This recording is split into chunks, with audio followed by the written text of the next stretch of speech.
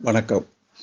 விடுதலை ராஜேந்திரன் கல்கத்தாவில் கொலை வழக்கு ஒன்றில் கைது செய்யப்பட்டு 25 ஆண்டு காலம் சிறையில் இருக்கிறவர்கள் தங்களுக்கு விடுதலை கோரி உச்சநீதிமன்றத்தில் மனு தாக்கல் செய்திருந்தார்கள்.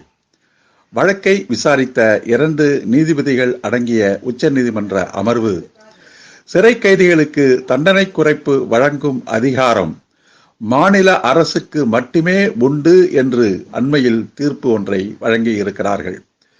தமிழ்நாட்டில் ராஜீவ் கொலையில் 25 ஆண்டுகளாக சிறையில் வாடும் 7 தமிழர்களை தமிழக முதலமைச்சராக இருந்த ஜெயலலிதா விடுவிக்க முயன்றபோது அதை எதிர்த்து உச்சநீதிமன்றத்தில் அன்றைய மத்திய அரசு வழக்கு தொடர்ந்தது. அந்த வழக்கில் தமிழக அரசின் சார்பில் கைதிகளை விடுவிக்கின்ற உரிமை மாநில அரசுக்கு உண்டா, மத்திய அரசுக்கு உண்டா என்பது குறித்து தெளிவான விளக்கங்களை தருமாறு சீராய்வு மனு ஒன்றை உச்சநீதிமன்றத்தில் தாக்கல் செய்து இருந்தது. அந்த மனு இப்போது விசாரணையில் இருக்கிறது.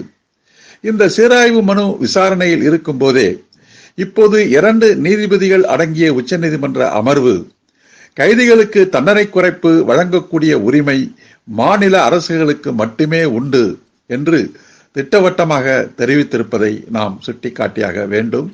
இந்த சூழ்நிலையில் இந்த 7 தமிழர்களை விடுவிப்பது குறித்து மாநில அரசு பரிசீலனை செய்ய வேண்டும் என்று கேட்டுக்கொள்கிறோம். நன்றி, வணக்கம்.